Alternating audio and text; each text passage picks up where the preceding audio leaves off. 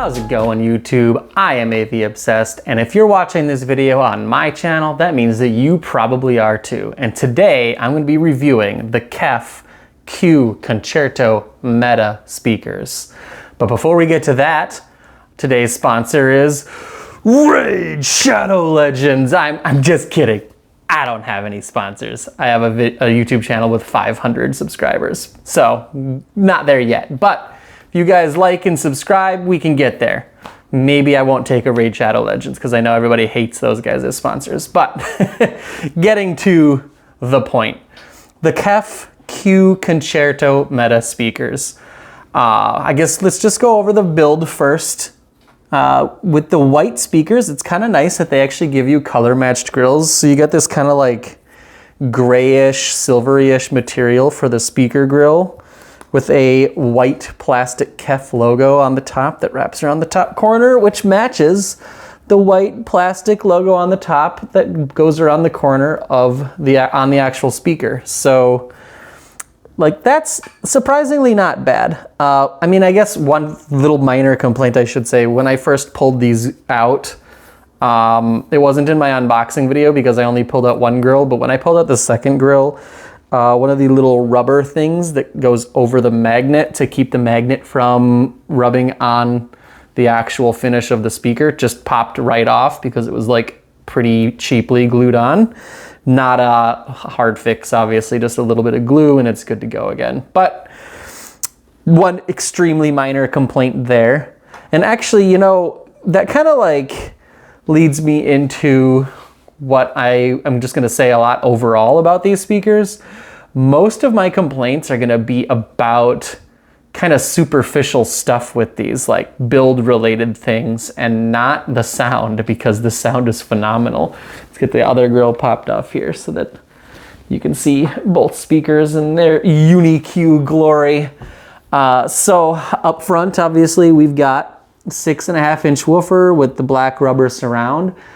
This is one thing that's one of the differences between the Q Concerto Meta and the R3. The R3 has an inverted surround, so it doesn't stick out, it actually goes in. And then they make it so that the shadow flare goes right up to within just a couple millimeters of the actual woofer cone. This, I'm assuming, is a cheaper design. It probably doesn't make much of a difference as far as sound quality, but design-wise, it looks a little bit more basic.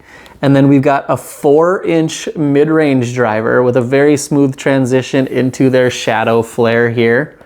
And then in the center of that, you've got a 3/4-inch aluminum dome tweeter that has their tangerine waveguide around it, which is really nice because that really protects that tweeter. You don't really have to worry about kids coming along and poking your dome tweeter and ruining your speakers. 15 and 5/16 tall, 8 and 5/16 wide, 12 3/4 inch deep, about 21 pounds per speaker. And then we've got a nice big rear port. This is part of the magic of this speaker, that big port, and I'm pretty sure that they've got a pretty long port tube in there. This leads to complaint number 2 about these speakers, and this is a big thing that I've been talking about a lot on my channel. Nobody else seems to ever mention this. It is, like I said, pretty superficial, but for some reason it matters a lot to me. The banana plugs barely go in to these ports. Like, the banana plugs that I'm using aren't, anything particularly long, but when you go to plug a banana plug in, it literally goes like 1/4 of the way in with these speakers. It's actually so bad, I almost wouldn't recommend using bananas with these. If I was going to deploy these permanently, I would be putting spade connectors on here and tightening it down, even though I am not a big fan of spades. I just love the convenience of just sticking a banana plug in there and the speaker's ready to go. But putting a banana plug in these, and then it's going to be sticking out literally like 3/4 of the shaft is sticking out of the port. If anything happens, any little bit of extra tension on your speaker cables, you're going to probably break off your banana plugs, and that's not going to be a good time. The other like minor complaint, like I said, everything I'm going to complain about is pretty superficial with these, is just, the kind of bland finish. It's just like this white brushed kind of vinyl wrap. It is on the speaker pretty well. It's not like it's, you know, peeling on the corners like, you know, some of the speakers of the past. It's on there pretty well, and, you know, it's pretty uniform. So it's not like it's the end of the world, but if you go with, you know, the KEF R series, which cost another $900 versus these guys, you're getting like furniture grade finishes with like real paint finish or a real wood grain veneer. Like, this is just, you know, as basic as it gets. And for a speaker that costs like $1,300 for a pair, it'd be kind of nice to get a little bit higher end of finish than this, but it's not the end of the world. It's just, you know, it's not hurting the sound quality of the speakers, although there is a little bit of hollowness to the cabinet. It's pretty decent for, you know, what KEF would consider their entry level, but it's definitely better than the previous generation Q series, which also gets into my overall thoughts about these speakers. But, you know, not nearly as well braced, not nearly as well built as the KEF R3 Metas. And yeah, it's basically, it's good enough. And it seems like they essentially put all of the money into the drivers and possibly the crossover. I haven't taken the speaker apart to look at the crossover, but I know on the old KEF Q series, because I used to have the full set with the Q950 towers, Q650 center, the Q50A Atmos speakers, and a pair of Q150 bookshelves as the rear surrounds. And I actually popped one of the passive radiators out of the bottom of the KEF Q950 tower, and that big tower speaker had a crossover in it that was like the size of a credit card that had nothing but the tiniest, cheapest components on it. And I have a feeling that they have gone a little bit further, you know, up the quality chain when it comes to the crossover components in these speakers, because these sound phenomenal.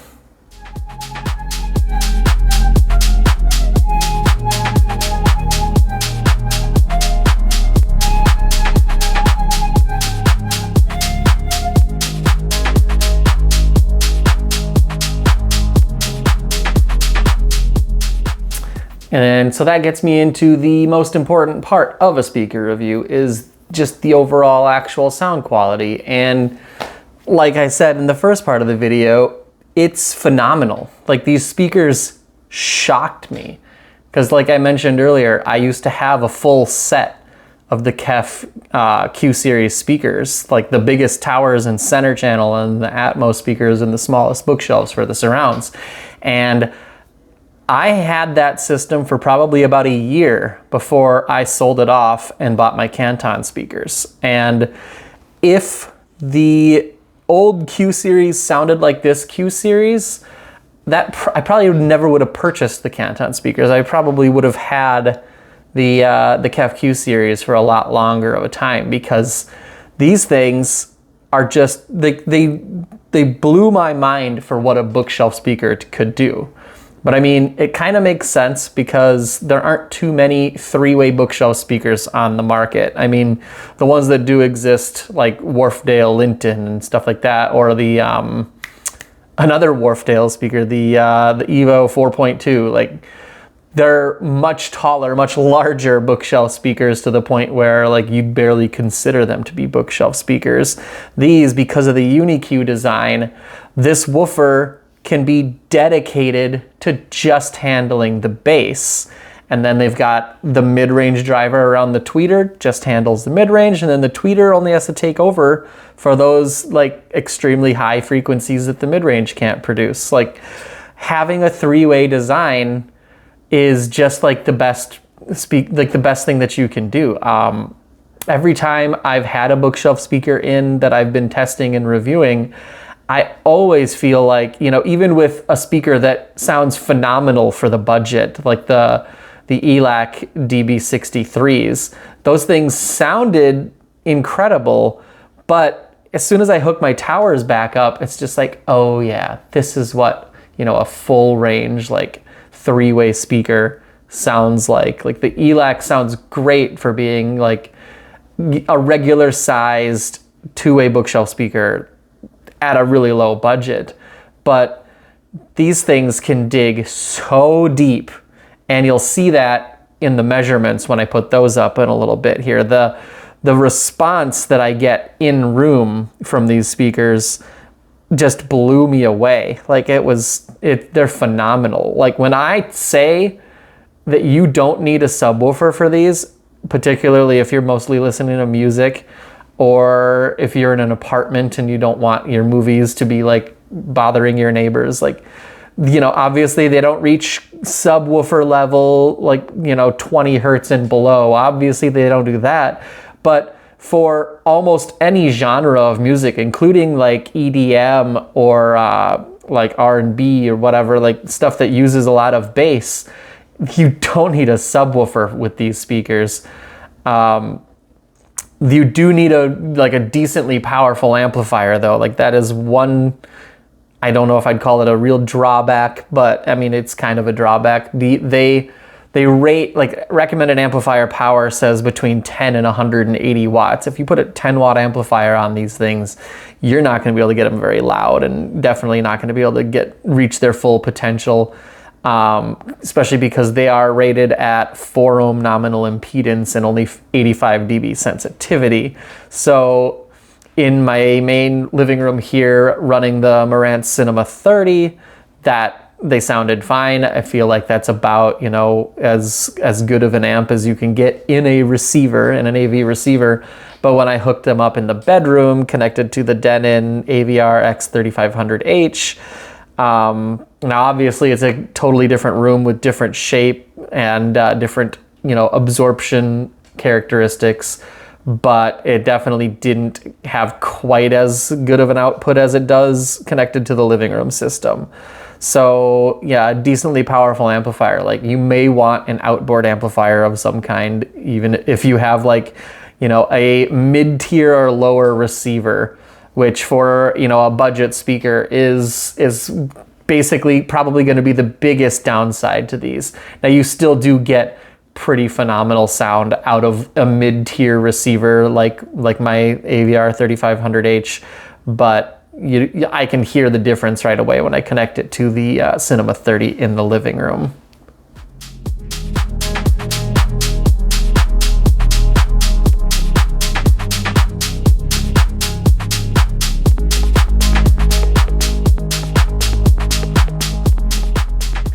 So getting into the nitty-gritty of the sound, bring up the measurements here. So as you can see, this first graph is showing both speakers playing. Now I had them about a foot off of the front wall, about 8 feet apart. My couch is about 9 feet away from the speakers. And I had the microphone placed in my listening position on the couch so that basically the measurement is showing exactly what I'm hearing when I'm listening to these speakers. And as you can see, if you look at these graphs, now I have 2 different lines on here. The white line is going to be with the reference volume at 75 dB, and the blue line is with the reference volume at 85 dB. And one thing that you're going to notice right away, no compression at all at 85 decibels. And I didn't really feel comfortable going higher than that with these. If I try 95 dB, they're gonna probably distort, but you don't need to play, you know, speakers at 95 decibels or louder. That's just crazy talk. 85 dB is plenty loud enough. And as you can see, both at 75 and 85 dB, you're getting 30 hertz in-room response out of these speakers, in my room at least, which is a 16 wide by 13 deep living room with 8-foot ceilings. Yeah, 30 hertz out of bookshelf speakers.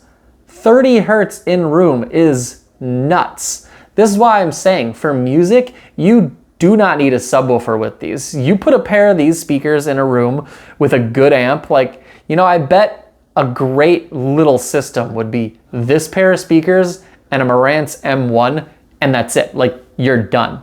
2,300 bucks, I mean, plus cables, but 2,300 bucks, and you have a pretty amazing sounding sound system with just buying basically 2 components. You might need stands and speaker cables, so you know, maybe 2,500 bucks if you're frugal with the cables and the stands. But yeah, 30 hertz at 85 decibels in-room response from a bookshelf speaker. That's insane. That's unheard. I think that might be outdoing my tower speakers.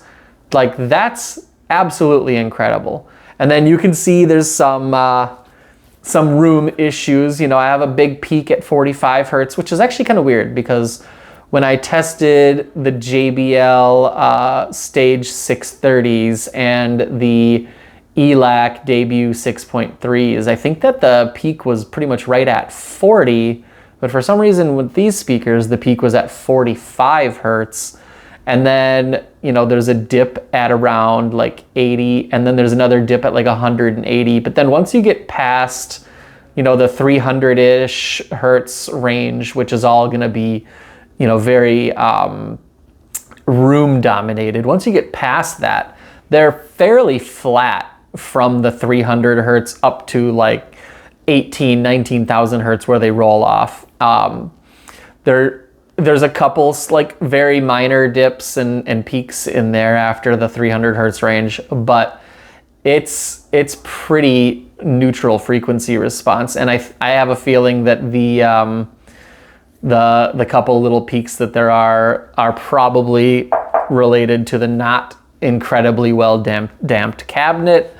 I would really like to get a pair of R3s in here to test and see if those same peaks and dips exist in the R3s. But yeah, the frequency response according to the measurements, just absolutely phenomenal. I keep saying the word phenomenal, but it's like these speakers are phenomenal. They are a phenomenon. I've never seen bookshelf speakers that could perform like this before, especially at this price point. So yeah, and then talking about soundstage and imaging, like you get the right song on here that's recorded properly, so it has a good like center image. Like I listen to mostly like, you know, folk type music, and listening to the Avett Brothers, I Wish I Was, that's a good song for the stereo imaging. You know, the guitar starts off in the left speaker, and then when he starts singing, he sounds like he's like locked in dead center, like literally to the point where I feel like I had to get up and check to see if the center channel was on. Like I don't actually have to do that because I have 2 presets in the Marantz, where the preset 2 is stereo only, no sub, no surrounds, no center. Like they're all fully disabled within the receiver. But yeah, it is so good that I could see someone like, if someone else was sitting in my listening position, they would have a hard time believing me when I said that the center channel wasn't on. The center image is that good, and that's part of the strength of the UniQ driver, is you get a really, really good dispersion from these speakers, so you don't even have to be perfectly in the sweet spot to get that. Yeah, the soundstage and imaging it's not perfect. It doesn't quite reach to the point of my Canton Vento tower speakers, but it's definitely the best out of any of the speakers that I have tested so far on this channel.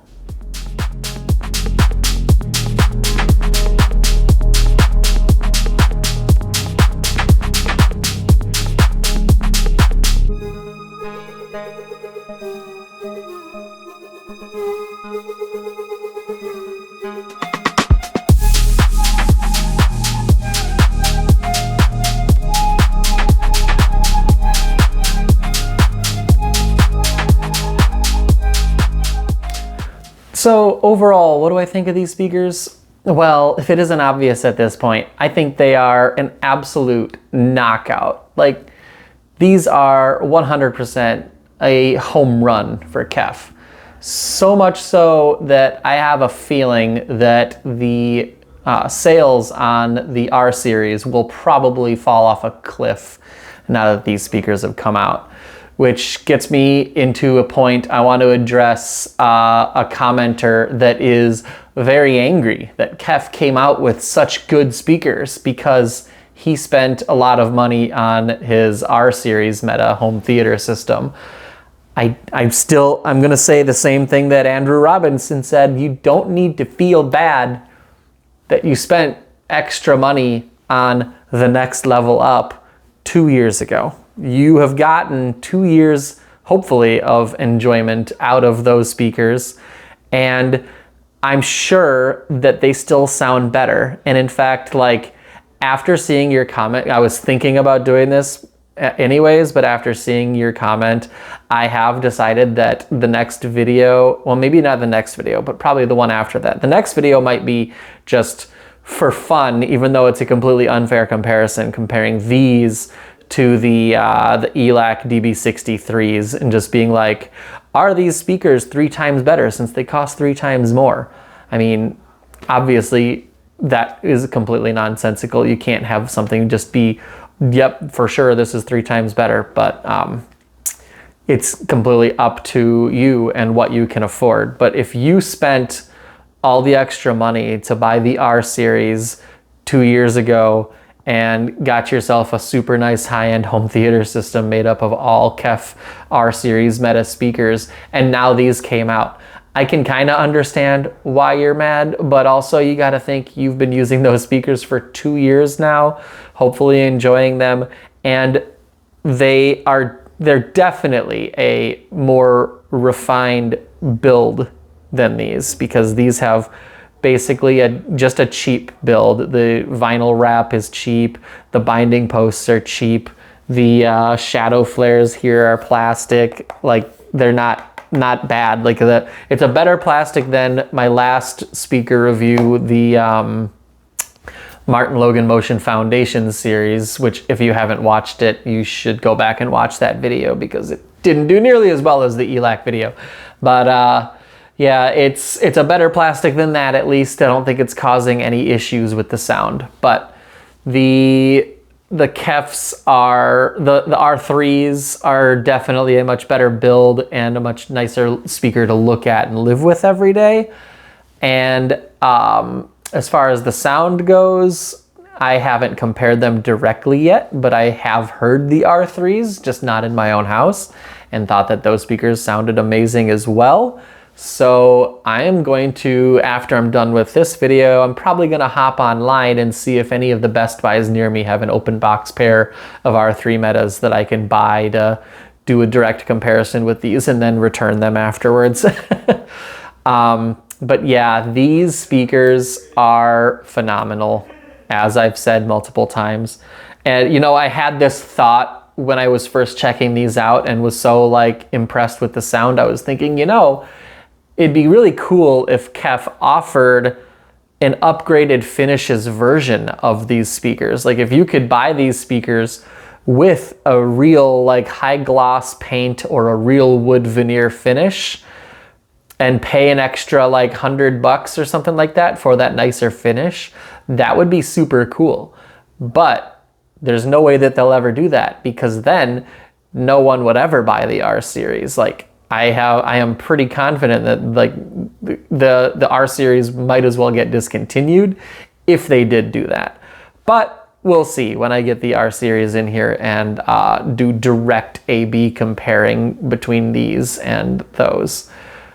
So that's, I mean, I guess I just teased the next 2 videos. The next video is probably going to be these versus the ELAC DB63s, and then the one after that is going to be these versus the R3 Meta. So if you want to see those videos and see how those speakers compare, make sure to like the video, leave a comment. If you've watched all the way through to the end here, something that I've been curious about is that intro that I do where I say, hi, I'm AV Obsessed, and if you're watching this video, that means you probably are too. Is that a cool intro, or is it kind of cringy? I would like to hear comments on that, as well as, you know, requests, and yeah, like the video, subscribe, leave a comment, and you guys will see me in the next one. You know, most people, they do their outro where they will say, I'll see you in the next one, but I'm not seeing you. This is not a two-way video. You guys will see me in the next one. Thanks for watching. Bye.